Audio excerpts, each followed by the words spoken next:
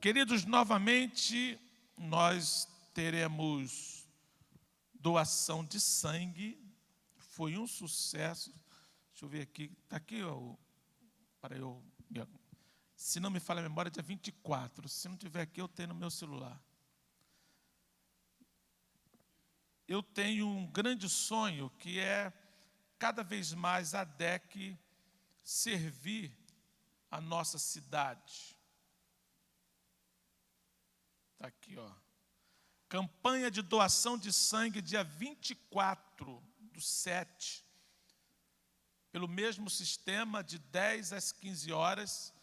Tem um telefone disponível para você telefonar e se candidatar, se voluntariar. Pode ligar aqui para a igreja também, pelo nosso telefone, tem algumas vagas. Se não me falha a memória, tem apenas 30 vagas. Então, queridos, em nome de Jesus, vamos nos unir. Se Deus quiser, em outubro vai ter novamente. Então, nós começamos a servir a cidade e fora dela com doação de sangue. Mas nós vamos intensificar cestas básicas, atendimento a famílias carentes.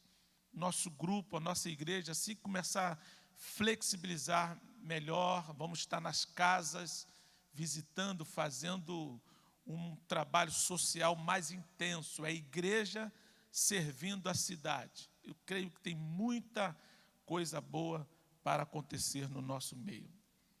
Amém, queridos? Outra questão muito importante, estou tentando poupar a voz aqui, que eu até queria cantar um louvor que está dentro da mensagem, mas a minha voz está bem com dificuldade.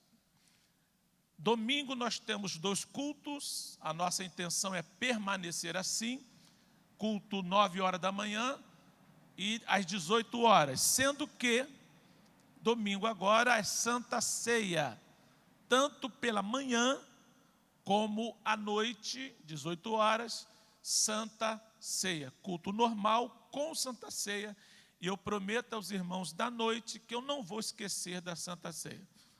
Porque eu fiquei empolgado à noite, irmãos. Deu 8 horas, eu estou pregando, depois eu lembrei, tem Santa Ceia. E eu estava preparado aqui, atrás de mim eu estava tão empolgado, primeiro culto, voltando. Aí, Ariane, estou empolgado que Deus mandou a Ariane de volta, o irmão Ari está aqui, meus pais, eu liberei, agora quem manda lá em casa sou eu, né? Aí eu falo assim, pai, eu posso ir para o culto, filho? Eu, não. Aí eu não resisti, deixei ele aqui, ó, quietinho. No final do culto, eu sei que vocês amam meu pai, mas não fica abraçando meu pai, vem para cá não, chegar perto da minha mãe, ela, ai, Jesus cuida, e começa a abraçar. Eu falei, mãe, Jesus cuida, mãe, mas essa parte é nossa, esse cuidado, Jesus cuida, mas esse cuidado é nosso, não é isso? E beija, Jesus cuida, mas esse cuidado que nós estamos falando é nosso. Não é de Jesus, ele então a Freirinha está lá por trás, vai sair aqui por trás e vai fazer sinal assim, igual aqueles políticos assim, ó, o povo. Estou mexendo contigo não, tá, Robson? Olha o povo assim. Mas é uma bênção para a glória de Deus. Então, nós teremos Santa Ceia domingo. E quarta-feira também um culto maravilhoso, certamente. Irmãos, o que o pastor Adriano falou aqui não é simplesmente porque eu não tinha o que falar. Realmente, eu estou aconselhando que você que está vindo o culto à noite, dê um tempinho para escutar a mensagem de manhã. Foi uma mensagem espetacular, maravilhosa. Se você não ouviu a mensagem de domingo à noite, por exemplo, o pastor Adriano, também foi uma mensagem que está dentro de uma sequência de mensagens, mesmo sem a gente parar para pensar sobre isso, que Deus está nos dando. Pastor Adriano pregou sobre os desafios do propósito, muito interessante. Eu fiz a comparação da visão de águia e síndrome de gafanhoto. O crente não tem visão de águia. Segundo a Bíblia, quem tem visão como a águia são aqueles que confiam no Senhor. Então, se você diz ser crente e não confia, não tem como ter essa visão.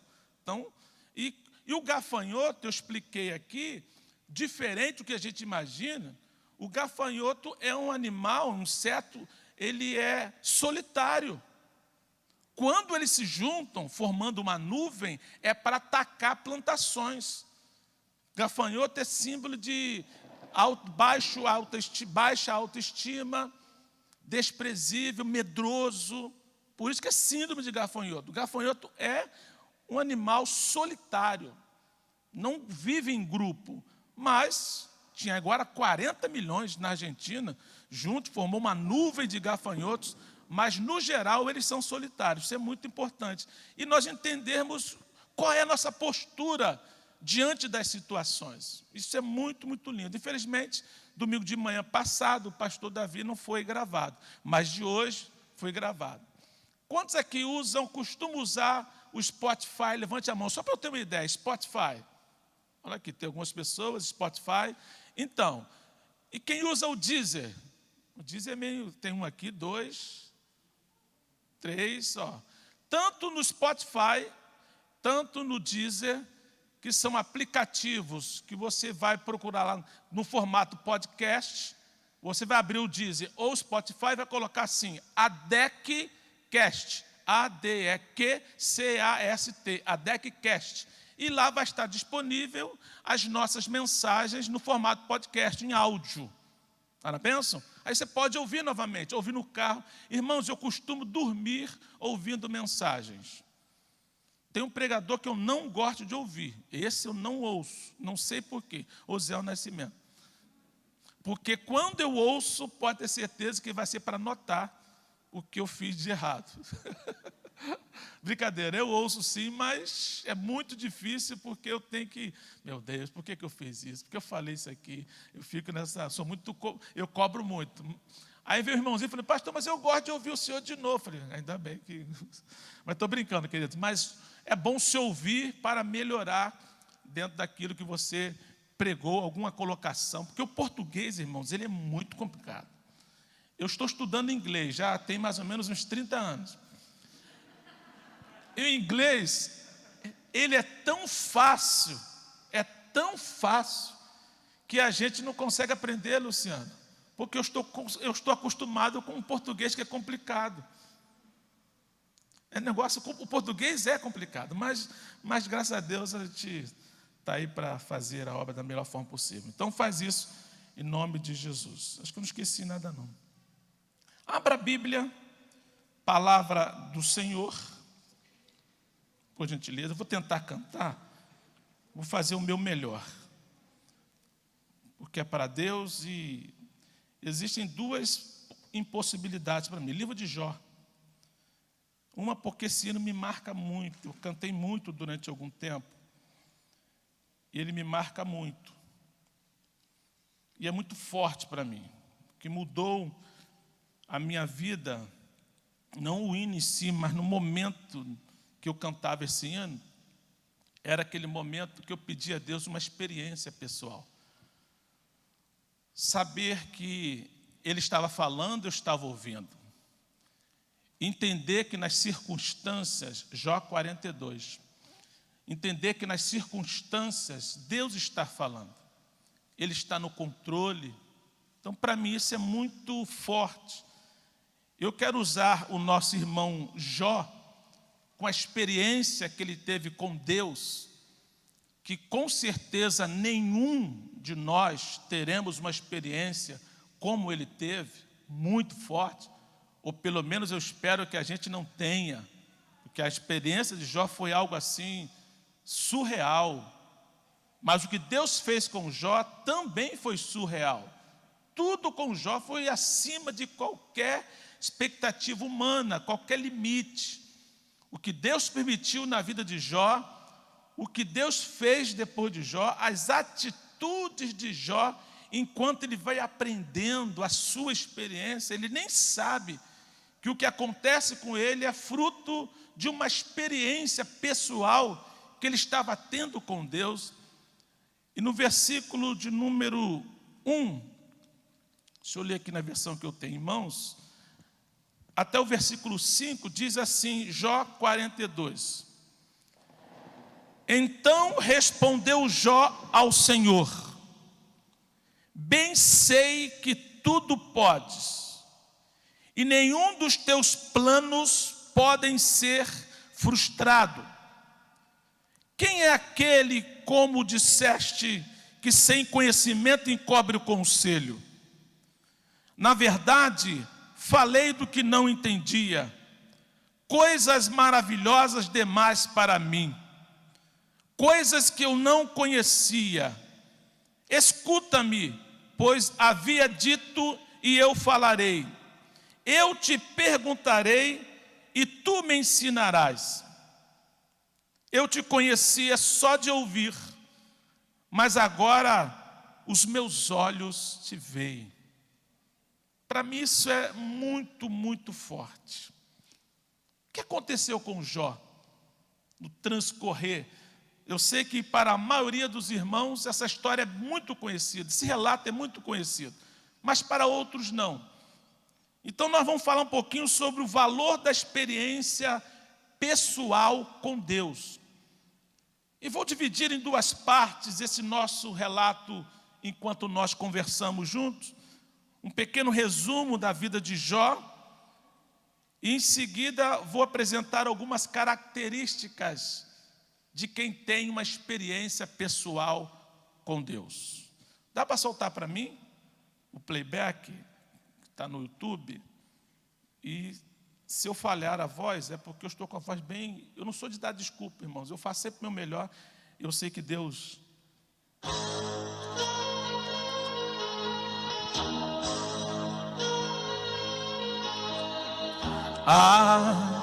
algo novo eu senti. Eu vi chegar para mim o Espírito Santo. Mudou meu jeito de viver, um crente diferente ser. Ele me fez, foi acontecendo na minha vida. Eu percebi que o meu ser tinha mais sede do Senhor, e assim a Ele orava mais. Chegou enfim aquela unção que anelava o coração para ter mais paz, muita paz. Vivi tudo isso. Aí eu disse assim: firme eu estarei naquilo que abracei, não vou voltar atrás. Eu sei, é algo tão real que o Pai me faz sentir. Isso não explica. A experiência é pessoal, por isso vou vivê-la intensamente. Daquilo que está no coração, eu não devo abrir mão. Eu quero é transferir. Isso é minha vida. Se você sente que o Senhor com seu Espírito mudou todo o teu jeito de viver, não abra mão do que sentiu, pois foi o céu que se abriu e veio a bênção. O que alguém pode fazer em relação ao que você já recebeu do eterno Pai? Se te condenarem como réu, seja mais firme, mais fiel, Não desista. E vai em frente. Eu disse um dia para Deus assim: eu estarei naquilo que abracei, não vou voltar atrás. Eu sei, é algo tão real que o Pai me faz sentir.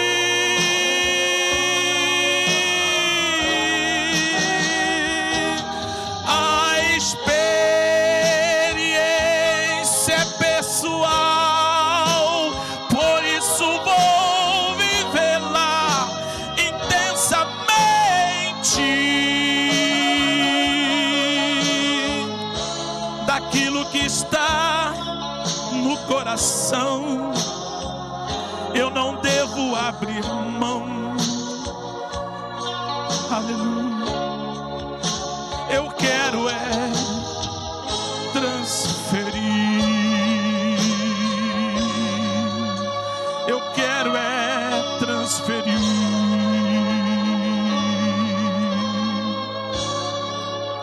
Eu quero transferir.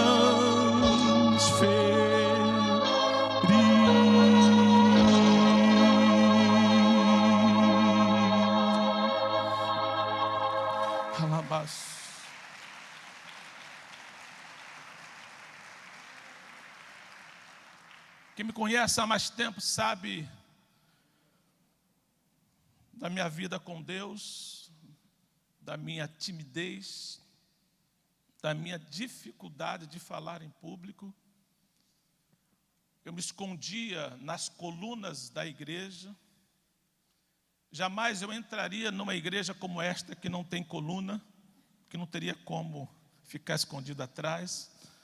Mas eu era de um tempo onde o pastor da igreja não tinha esse negócio, não. Zé,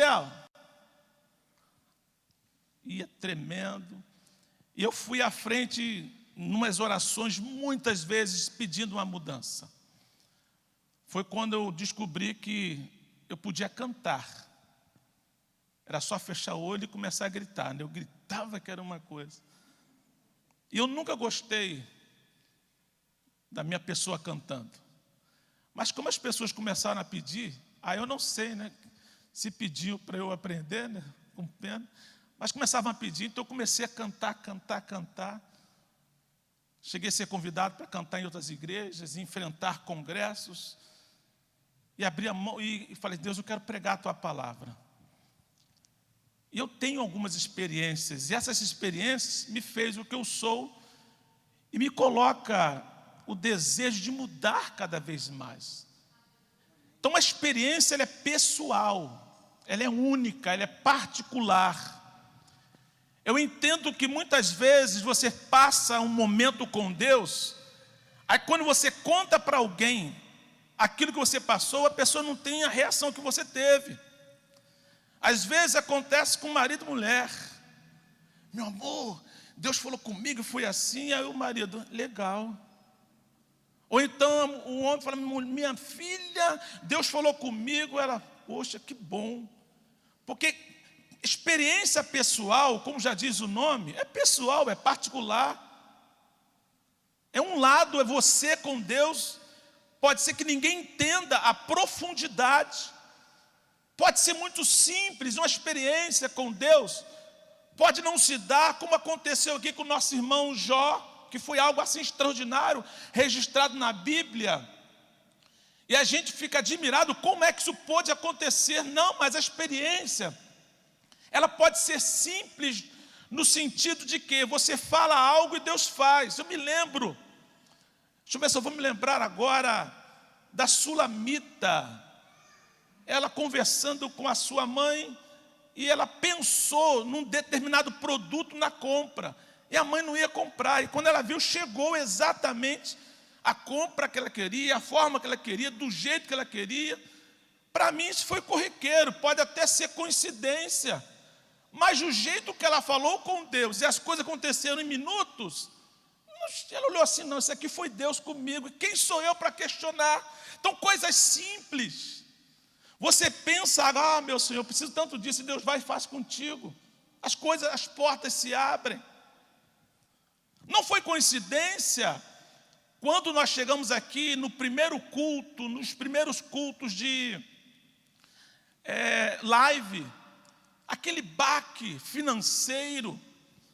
A gente olha para a conta da igreja, não tem nada, e tem que pagar urgentemente uma quantia elevada, por conta daquela parada brusca. E daqui a pouco a gente olha de novo, a conta tem o dinheiro suficiente para pagar, algo assim surreal. A Vânia, que é a minha secretária, ela já deu grito: pastor! O que foi? Aconteceu. Então não são coisas simples. Então nós temos que observar quando é que Deus está agindo e como está agindo, porque muitas vezes Ele age nos detalhes. Conversava com a minha filha, ela com o meu genro, queridos, no meio dessa dificuldade, ela mostrou algumas coisas que estão acontecendo no consultório. Existem muitos outros desafios.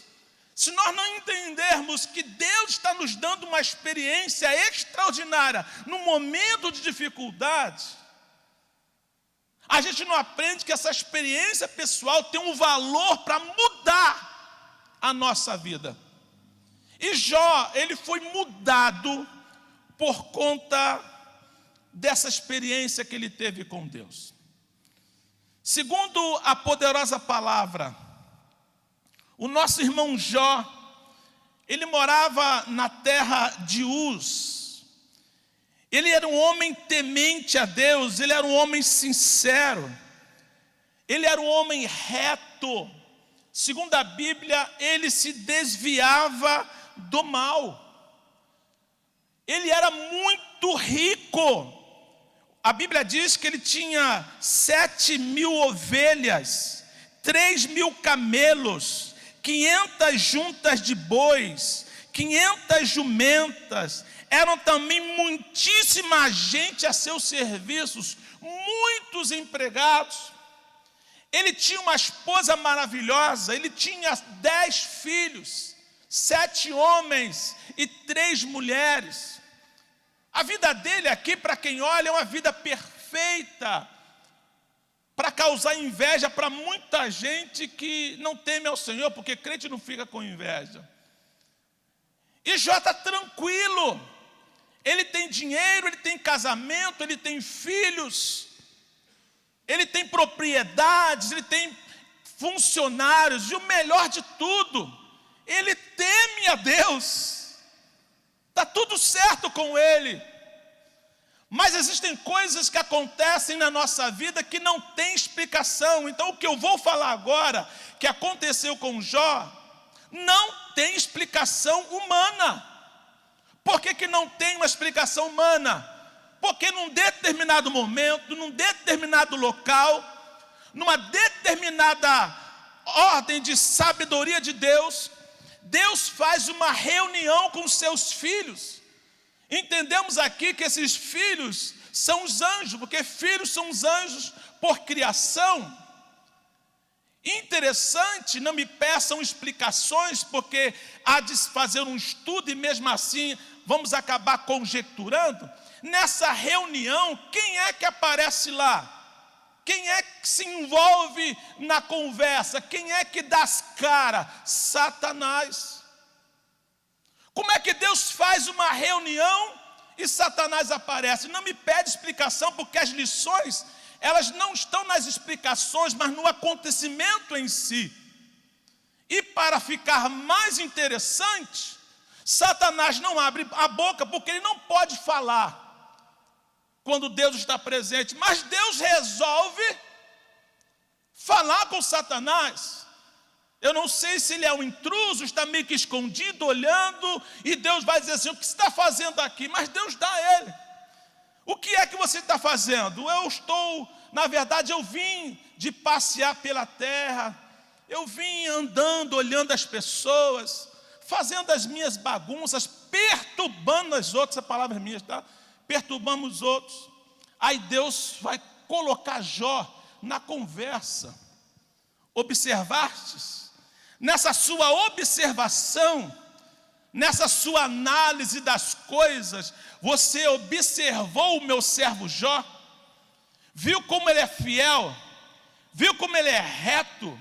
Viu como ele é honesto? E ele ele procura sempre se desviar do mal. Ele teme a mim. Aí Satanás, já que Deus lhe deu conversa, ele continua. Mas será que Jó não é um interesseiro? Quase que ele fala, até eu faria isso e recebesse tudo. Mas como ele já recebeu e perdeu, então não podia falar isso não. Mas eu tenho certeza que se o Senhor tirar tudo dele, ele vai te negar, ele vai deixar de te adorar. Pasme para quem não conhece o relato. Deus permite que Satanás tire tudo de Jó. Ele tira os filhos, ele tira os camelos, eles tiram os bois, eles tiram as ovelhas, ele tira até os empregados, porque a Bíblia diz que tinha muitos empregados. Em cada lugar tinha empregados, e só sobrou um para contar a história. Então pensa bem, um homem que é rico, cheio de propriedade e cheio de filhos, agora não tem nada. E para ficar ainda mais interessante a história, Jó vai bradar em alta e boa voz, dizendo o seguinte: nu saí do ventre da minha mãe, nu para lá voltarei.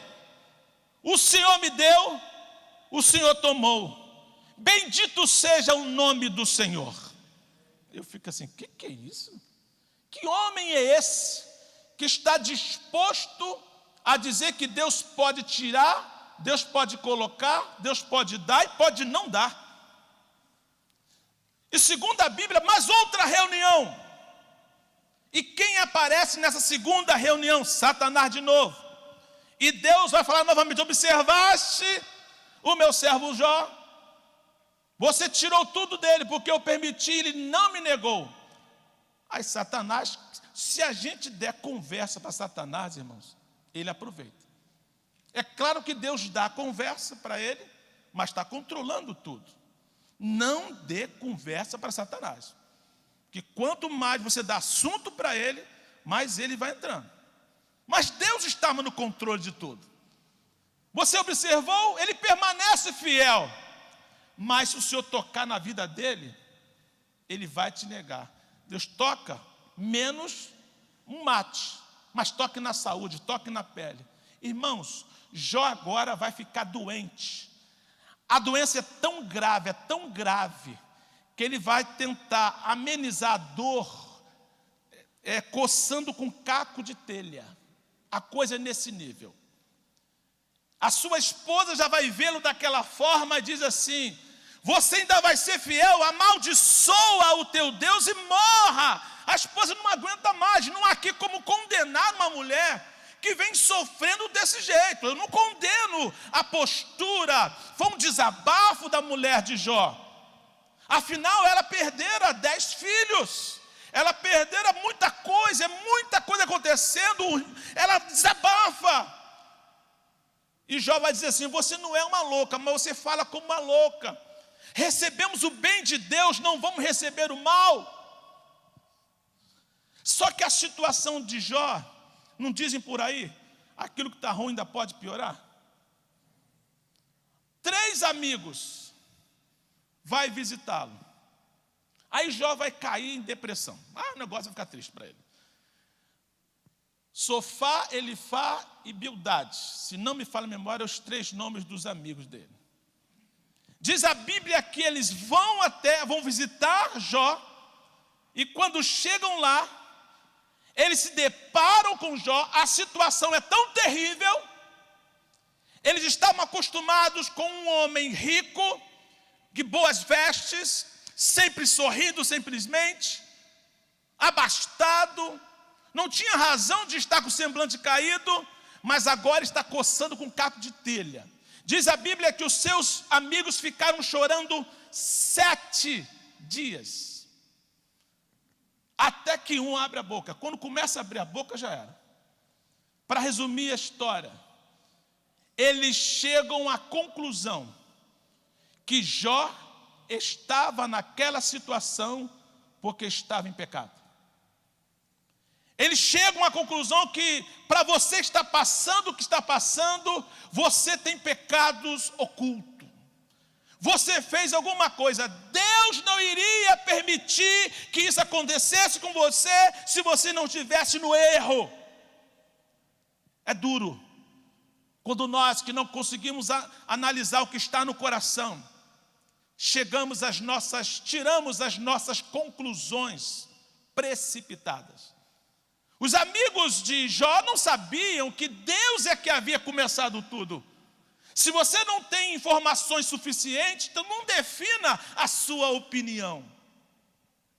Isso vai acarretar mais dor. Isso vai acarretar mais problemas. Isso vai acarretar mais dissabores. E agora Jó, ele tem fé sim, mas ele começa a questionar as coisas. Ele vai entrar quase em parafuso. E segundo os estudiosos, porque eu não contei, por isso que eu digo segundo os estudiosos, Jó faz 16 perguntas a Deus. Aí você pensa que Deus respondeu as 16 perguntas que Jó fez. Não, Deus fez 70 perguntas para Jó. O que Deus quer nos dar como lição? Se Jó tem razão de se questionar, Deus não responde ao seu questionamento, 16 perguntas, mas ele faz mais 70 perguntas. Vai haver um confronto, vai haver uma experiência. Eu te separei aqui 3 perguntas que Jó faz. Primeira, por que não morri eu na madre? Segunda pergunta, por que não expirei ao sair dela? Por que em vez do meu pão me vêm gemidos, e os meus lamentos se derramam como água? Aí ele continua perguntando, por que esperar se já não tenho força? Ele quer morrer. Por que prolongar a vida se o meu fim é certo? É um homem que não aguenta mais. E Deus está no controle de tudo isso, filha. Tudo isso. Deus não está alheio ao que está acontecendo com ele. É milimetricamente calculado. Agora Deus vai confrontar. Eu separei algumas perguntas. Onde estava tu quando eu lançava os fundamentos da terra? Deus já faz essa pergunta. Você está reclamando do que está acontecendo aqui. Eu faço uma pergunta para você. Onde você estava quando eu lancei os fundamentos da terra? Aí ele vai ficar impactado. Ele faz uma outra pergunta. Acaso anularás tu de fato o meu juízo? Ou me condenará para te justificares? Dizendo, você pode me culpar de alguma coisa? Hoje está aí sendo questionado o fato de um ministro do STF ser a vítima, acusar, pesquisar, e dar sentença. O negócio está assim, né? Que cada um faz a sua parte, não é assim que funciona o direito? Aqui Deus está dizendo, quem é que vai me julgar, vai me sentenciar e vai ter coragem de me condenar? Se você tiver essa audácia, quem é que vai me fazer cumprir aquilo que vocês estão determinando? Porque eu sei que é injusto. Mais ou menos assim. Aí ele vai fazer uma outra pergunta do tipo, devo alguma coisa a você? Versículo 11a do 41. Quem primeiro me deu a mim para que eu haja de retribuir-lhe? Eu estou te devendo alguma coisa?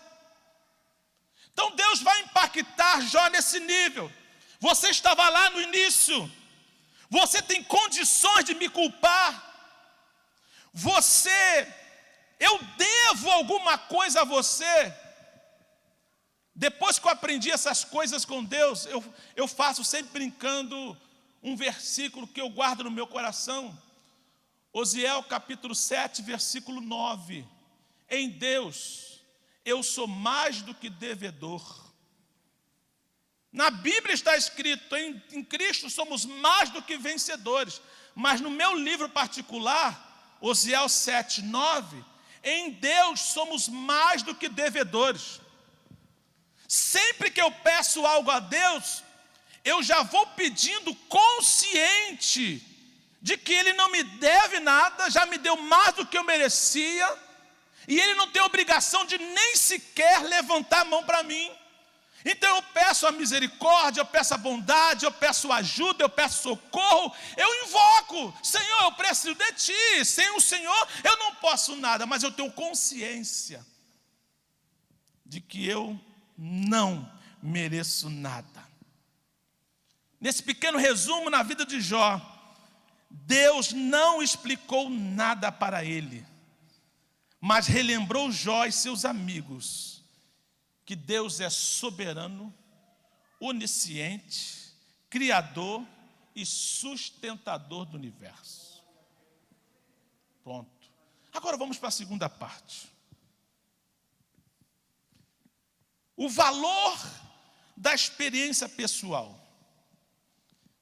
Depois dessa experiência pessoal com Deus, depois desse momento tão singular com Deus, quando Deus começa a fazer pergunta para Jó, quando Jó não encontra respostas para a pergunta que é feita, quando Jó percebe que Deus ignorou as perguntas que ele fez, é que ele vai dizer, esse versículo 2 do capítulo 42, bem sei que tudo podes.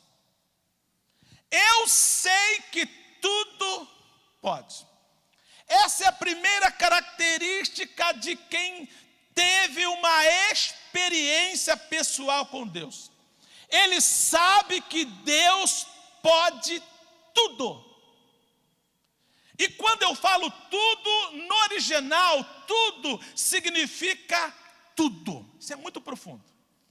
Eu fiz uma pesquisa de campo, perguntei para o pastor Davi, cheguei para o pastor Matias, que está lá, eu tive que interromper na advocacia dele do Mouzinho Matias. Eu tive que interromper, fiz um estudo, o que significa tudo. Aí perguntei para o Gilmar e perguntei para o Rodrigo de Milos, você que é mestre aí no seminário, o que significa tudo? E todo mundo a uma disse assim, tudo significa tudo. Eu falei, poxa, é muito forte. Falei, ainda não estou satisfeito. Pai, o que é que significa tudo, pai? Eu sou no auge dos seus 80 anos. O que é tudo, pai? Aí meu pai vai dizer assim, Zé, eu tenho uma revelação aqui fresquinha para isso. Tudo significa tudo. Essa é a convicção de quem tem uma experiência pessoal com Deus. Bem sei que podes tudo. O que você está passando, se você precisa dele, ele pode. Ele pode até não querer fazer o que você quer que ele faça. Ele tem direito de tudo. Para ele não há causa perdida. Para ele não há doença incurável. Para ele não há pessoa irrecuperável. Para ele não há barreira intransponível. Para ele pode fazer, ele pode dizer, eu não vou fazer. Mas tudo que ele fizer será o melhor para nós. Aí me lembro de uma ilustração, não sei quantos lembram. Um determinado rei, ele achava engraçado, interessante, porque o seu súdito falava o tempo todo assim, rei, tudo que Deus faz é bom. O rei tem certeza disso? Sim. Tudo que Deus faz é bom. E o rei ficava assim meio, faz tudo mesmo? Sim. Tudo que Deus faz é bom. Aí andando para cá, está no dia a dia, o rei foi fazer alguma coisa, como é que fala? Treinando espada, pá, tum, tum. Aí alguém desavisado no dedo dele, cortou o dedo dele. Aí o rei, e aí? Rei, tudo que Deus faz é bom. Como pode ser bom? O meu dedo foi cortado, eu perdi o meu dedo, não é bom não. É bom, rei, tudo que Deus faz é bom sim. Você vai ter que admitir que não é bom. Nem tudo que Deus faz, eu não posso, meu rei, tudo que Deus faz é bom. O rei ficou tão indignado, colocou ele no cárcere. Passou lá meses no cárcere. Um determinado dia, o rei foi caçar. E no meio da caça, ele foi pego por alguns índios canibais, homens canibais. Canibais que comem ser humano. E quando eles iam comer o rei, olharam o dedo que estava faltando, tiveram que liberar, porque na cultura deles, eles não comem homens com defeito. O rei foi liberto. Ele, bem que Deus, que o meu súdito falou, tudo que Deus faz é bom. Aí quando ele chega nos palácios, ele vai soltar o seu súdito e diz assim, olha só, você tem até razão, mas eu fui injusto com você. Você ficou meses no calabouço, isso não é bom. Então o que Deus faz não é bom. Eu falei, rei, tudo que Deus faz é bom. Se eu não estivesse preso aqui, eu ia caçar com o Senhor. Caçando com o Senhor, eu tenho os dedos perfeitos, eu ia ser comido. Tudo que Deus faz é bom. Podemos não entender aqui, mas vamos entender mais lá na frente. Entendamos o seguinte, quem tem experiência pessoal com Deus, a primeira coisa que ele entende é que Deus pode tudo. E eu tenho que viver com essa convicção, com essa certeza, ele pode tudo. Segunda lição que eu aprendo, que é uma mudança radical depois da experiência pessoal.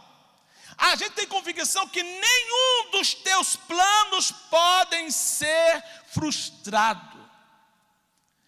Irmãos, Deus tem um plano. Já cantei isso aqui. Em cada criatura. Deus tem um plano para a sua igreja aqui na terra. Deus tem um projeto para você. Muito bem pregado pelo pastor Adriano. Os desafios do projeto, do propósito. Agora imagine Deus. Ele enfrenta alguns desafios. E o maior desafio é a cooperação humana. Mas a verdade é que nenhum projeto de Deus, ele pode ser frustrado. Nenhum propósito de Deus pode ser impedido. Em nome de Jesus, quem aqui já recebeu uma palavra da parte de Deus, e Deus falou que ia fazer com você, com a sua família? Quem aqui tem promessa de Deus, convicção? Levante a mão aí. Você que está levantando a mão, se é projeto de Deus, ninguém pode frustrar o plano dele na sua vida. Bem sei que tudo pode e nenhum dos teus planos podem ser frustrado. Levante a cabeça, fique de pé, Senhor, fica assim, anda, cabeça erguida. Nenhum plano. Provérbios 16:4 diz assim: o Senhor fez todas as coisas para atender aos seus próprios desígnios. Isso aqui é lindo. Aí eu lembrei da pregação da minha ovelhinha Ariane Soares, filha de Ari. Está feliz? Está mesmo? Eu não estou não estou nem aí. Eu agora tenho que falar que estou, né? Que eu vou ficar falando mentira, eu não estou nem aí para ficar longe, só para não sofrer, mas agora, né? Qual a pregação da Ariane? Tudo que acontece, seja na Bíblia, nas nossas vidas, é para contar a história de Deus. Nós só estamos inseridos nessa história. Olha o que diz aqui a Bíblia: o Senhor faz todas as coisas para atender os seus próprios desígnios. Deus tem um plano. E esse plano não será frustrado. E tudo que ele faz na sua vida tem que estar encaixando naquilo que ele tem como plano. Quando o pastor Adriano pregou, eu entendi naquela mensagem, para quem ficou curioso da minha frase, eu tirei uma frase para mim, escrevi no meu celular e eu vou guardar. Qual frase que eu adaptei para mim depois que eu ouvi a mensagem? O propósito que eu tenho para a minha vida, na verdade, é uma parte do propósito que Deus tem para mim. É uma parte. Vocês lembram da pregação de domingo, pastor Adriano? As mulheres têm um propósito, têm um objetivo: ungir o corpo de Jesus. Jesus morreu, estava sepultado, ela tem esse objetivo. Há uma luta, há desafios, elas pagam o preço, elas vão até lá. Não tinha condições de remover a pedra, que era pesada, mas os anjos de Deus milagrosamente removem a pedra. Tudo acontece porque elas tinham um propósito, mas quando elas vão ungir Jesus, Jesus não estava mais lá. Cadê o propósito que ela tinha? Elas não cumpriram o propósito. E para que cumprir o propósito de ungir morto, se elas podem servir a um Deus que está vivo? Então o propósito foi lícito, abençoado, mas era apenas parte de um propósito maior que Deus tinha para toda a humanidade. O que Ele tem comigo, Ele tem contigo, é para cumprir o plano maior dEle. Aleluia. O que Ele tem comigo é para cumprir um plano maior dEle. Porque desígnio significa ideia de realizar algo. Então Deus, quando fez o ser humano, Ele teve uma ideia. E nós temos que estar inseridos nessa ideia de Deus. Eu sei que vocês têm sonho. Eu fiquei tão feliz hoje pela manhã, queridos. Sabe, uma ovelhinha chegou para mim e falou assim: pastor, ora por mim. Eu acabei agora a minha faculdade, já consegui a OAB e já estou trabalhando. Fui convidado para um escritório. Mas o que eu quero é ser juíza federal. Falei, vai ser. Vai ser. Aí eu orei por ela. Mas na minha oração falei, Deus, eu sei que o Senhor tem nessa terra coisas grandes para a tua filha, mas que tudo que o Senhor fizer por ela esteja dentro do seu propósito maior, como desígnio, como ideia de realizar algo grandioso para esta terra. É uma serva fiel. Eu não esqueci que eu orei por pessoas aqui que querem ser juíza federal. E eu tenho certeza que ela vai conseguir. Amém? Não vou contar. Já teve aqui uma pessoa que veio aqui orar pelo parente, não é daqui da igreja. Já temos um juiz. Depois que nós oramos aqui, pelo menos, começou assim por tabela, né? Parente do irmão aqui da igreja que estava lá, pastor, estou orando por ele e tal, e conseguiu, é juiz. E essa vai ser também. Se tiver mais alguém, só me lembrar, para eu não esquecer de orar por você. Terceiro, estou quase terminando. Quem tem uma experiência pessoal com Deus, ele pensa bem antes de abrir a boca para falar com Deus. Quem tem experiência pessoal com Deus, pensa bem antes de abrir a boca para falar com Deus. Porque aqueles que são neófitos, o que são neófitos? Eu estou usando essa palavra porque é uma palavra bíblica. Neófito, novo convertido, tudo bem. Aí ele pode até se garantir simplesmente em Romanos 8, 26, que diz, da mesma forma, o Espírito nos ajuda em nossa fraqueza, porque não sabemos orar como convém, mas o próprio Espírito intercede por nós por gemidos inexprimíveis. Aí você fala assim, pastor, eu oro de qualquer maneira, porque o Espírito Santo intercede por nós. Fala um monte de besteira. Não, não é bem assim. O neófito, o novo convertido, tudo bem, você não precisa medir palavras. Agora, quem tem experiência com Deus, sabe o que ele faz?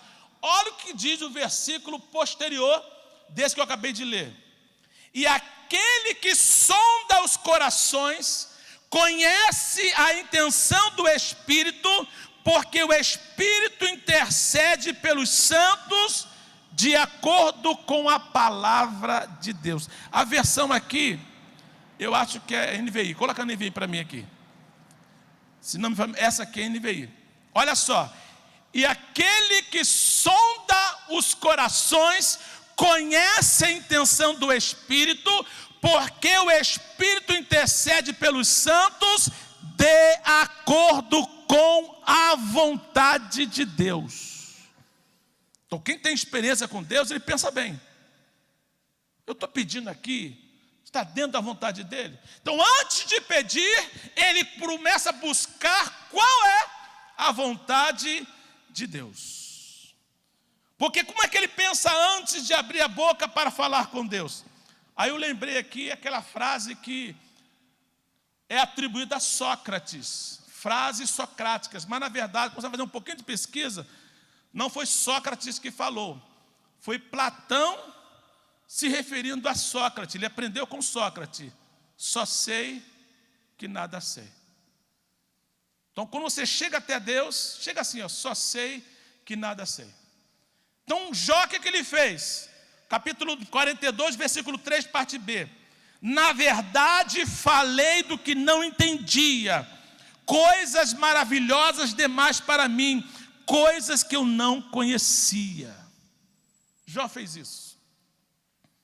Quarto e último, a experiência pessoal nos torna mais íntimo de Deus. Como é bom saber a maneira que o nosso Deus trabalha. Intimidade. Você percebe, Deus não faz assim. Irmãos, eu tenho sofrido, é sofrimento mesmo. Muito sofrimento. Quando alguém chega no gabinete para mim e fala algumas coisas, e às vezes usam até o nome de Deus. Teve um que foi tão dolorido para mim, não de ficar chateado com ele, é por saber que ele vai se dar mal. Ele falou: não, pastor, Deus confirmou 2 vezes, com isso e com isso. Aí eu falei assim: olha só, isso aí não é confirmação de Deus. Sabe o que ele fez comigo? É a sua opinião, pastor. Com a mão assim mesmo, é a sua opinião. Eu falei: Jesus, o que é isso, meu pai? O Senhor está dizendo para mim que não é isso que Ele está fazendo. Ele está dizendo que é o Senhor. Um de nós dois está errado. Eu falei: não, a partir de agora eu não falo mais nada. Passaram-se 3 meses. Nada do que Deus falara com ele se cumpriu. Conclui que não era Deus. Veio pedir ajuda, porque criou-se um problema por não ter me atendido. Eu falei assim, vou até dizer o que foi. Se vocês fecharem as coisas, já era. Se vocês juntarem as peças. Essa pessoa pediu carta para uma igreja. E a forma falou para mim, eu falei: não é isso, não é de Deus, não é isso, não é assim, não é de Deus. Ficou 3 meses lá. Depois voltou pedindo outra carta para outra igreja. Porque não está morando mais em Queimados. Falei: meus filhos, que eram uma família, como é que eu vou dar uma carta para vocês se eu já dei carta para outra igreja? Essa que você falou que era de Deus, que não demorou nem 3 meses. E agora eu vou dar carta para onde? É essa igreja que tem que dar para outra. Eu fico olhando assim: meu Deus, a experiência pessoal nos dá intimidade com Deus, a gente percebe quando é Deus. Aí Jó diz assim: eu te conhecia só de ouvir, mas agora os meus olhos te veem, eu estou mais atento. E o meu pedido é que você tenha uma experiência tão real, tão particular com Deus, que você comece a perceber e discernir que Deus está falando contigo. Pela Bíblia você entende como Deus age. A intimidade pressupõe uma vida de comunhão, tem que ter oração, tem que ter Bíblia, tem que ter comunhão. A intimidade pressupõe envolver-se com alguém a ponto de compartilhar experiências.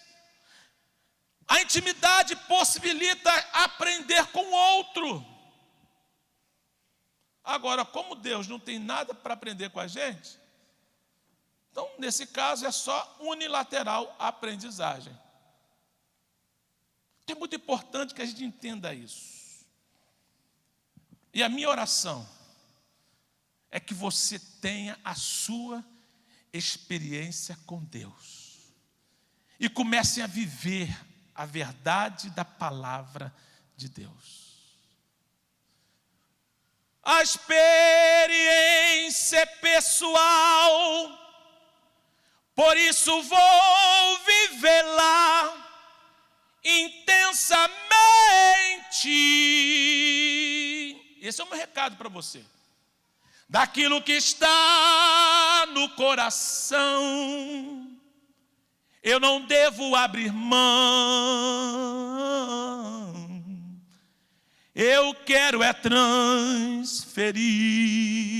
As palmas exaltam e glorificam o nome de Jesus. Fique de pé, queridos. Aleluia. Aleluia. Aleluia.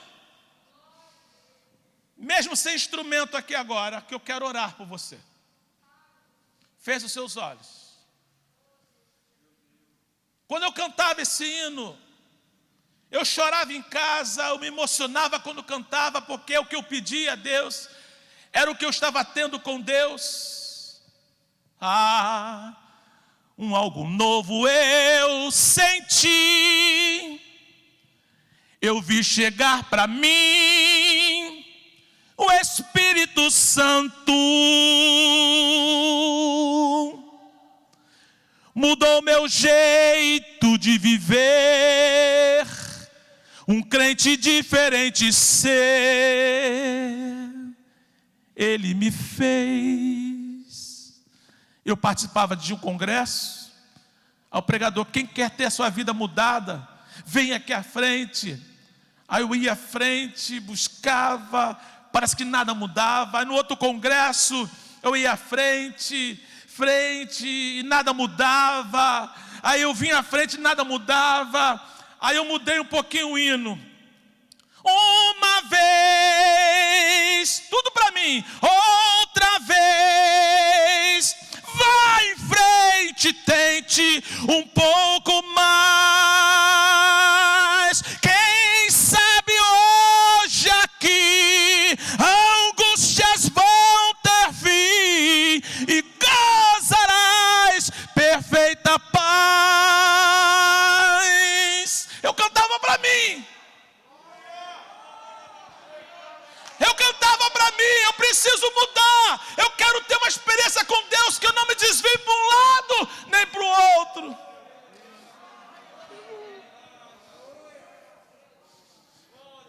Aí comecei a cantar um outro louvor no mesmo período, do mesmo cantor, porque às vezes vinha acusação de todas as provas que eu já passei. Ninguém sabia que eu cantava para mim. É bem difícil, Senhor. Aí vinha, lembranças do passado vêm e querem me fazer parar, ou mesmo palavras de alguém, como eu ouvia palavras contrárias. Um tímido, um que lutava consigo mesmo, consigo. Queria mudar, eu quero mudar, eu não posso ser assim, a minha timidez está me atrapalhando. Lembranças do passado vêm e querem me fazer parar, ou mesmo palavras de alguém que não quer na gente acreditar. Olha que verdade que eu passei. E quase parando, sem força e vigor, a gente lê a palavra e encontra bastante poder para vencer e continuar a jornada, e ver que o passado ficou para trás, pois Cristo na cruz tudo já venceu, e saber que dele não lembra mais. Eu canto para a glória de Deus. Aí eu fui tendo experiências com Deus, eu consegui cantar a outra parte do hino. Firme eu estarei naquilo que abracei, não vou voltar atrás. É algo, eu sei que é algo tão real, que o Pai me faz sentir. A experiência é pessoal, por isso vou vivê-la intensamente.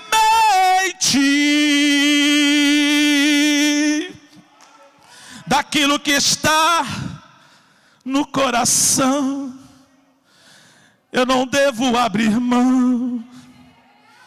Eu quero é transferir.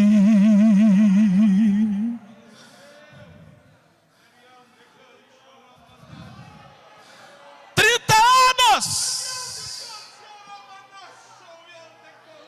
Na verdade, já vai para 40 anos. Entre lutas, desafio, experiência com Deus, e me comprometer, eu não vou me desviar. Pai, não deixe que eu caia. Me permita permanecer no teu caminho, nos teus propósitos. Sem o Senhor eu não sou nada. Eu estou aqui profetizando. Você não vai parar, você não vai desistir. Você teve uma experiência com Deus, que não tem vai ter agora. E eu tenho certeza que a marca na sua vida é para nunca mais você sair da presença do Senhor. Você vai transferir as experiências, os ensinamentos, os propósitos de Deus na sua vida para a vida das pessoas.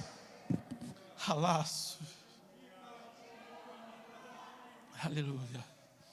Eu sei que a gente não pode se abraçar, mas eu quero que você vire para o irmão que está ao seu lado. Estenda as suas mãos, desejando que a bênção de Deus esteja sobre a vida. Interceda por ele. Ele pede por você, interceda por ele. Interceda por ela. Oh, o nosso Deus está aqui. O nosso Deus está aqui. Oh, aleluia. Adolescentes, aproveite essa sua força. Aproveite essa juventude, esse vigor. Se encha de Deus. Oh, aleluia, aleluia. Nerebassuri cantarabashuri andarabás. Aleluia. Obrigado, Senhor, pela tua palavra. Obrigado pela tua palavra. Aleluia. Olhe para mim agora, eu estou quase acabando.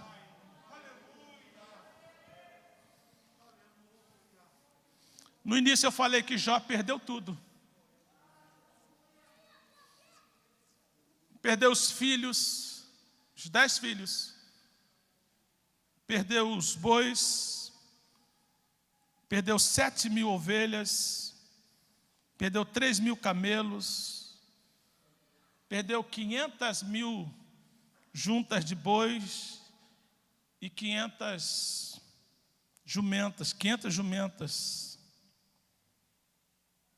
Só que Deus, que estava no controle, depois que ele ora pelos seus amigos, diz a Bíblia, lá no último versículo, os últimos versículos do capítulo 42. Bota o 12 aí.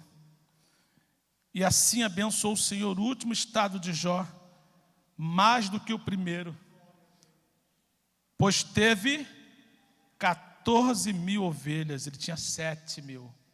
Ganhou 14 agora. E 6.000 camelos, ele tinha 3.000 lá na frente, no primeiro capítulo. 1.000 juntas de boi, ele tinha 500 juntas. 1.000 jumentas, ele tinha 500 jumentas, agora ganhou 1.000. Também teve 7 filhos e 3 filhas. Ele teve filho dobrado. Aí você fala, pastor, não, pastor. Ele tinha 10, agora ganhou 10. O único que não dobrou foram os filhos. Quem disse? Ele perdeu os filhos para o Senhor. Continuavam sendo deles. Filho não se substitui. Animal sim, filho não. Então Jó passou a ter 20 filhos. Tinha 7 homens, agora tem 14. 7 vivos e 7 com Deus. Tinha 3 filhas, agora tem 6. 3 com Deus e 3 com ele. Então Deus dobrou tudo, estava lá. Ainda tem mais, versículo 16. E depois disto, viveu Jó 140 anos, e viu a seus filhos, e aos seus filhos de seus filhos, até a 4ª geração. Então morreu Jó velho e farto de dias. Deus estava no controle de tudo. Agora, Deus não fez isso para provar Satanás. Não vai fazer para provar Satanás. Ele fez isso para nos dar lições. Para estarmos aqui falando sobre isso. Entender. Bem sei que tudo pode. Tudo mesmo. Mais uma vez, as palmas agradam, louvam, exaltam o nome de Jesus. Aleluia. Glória a Deus.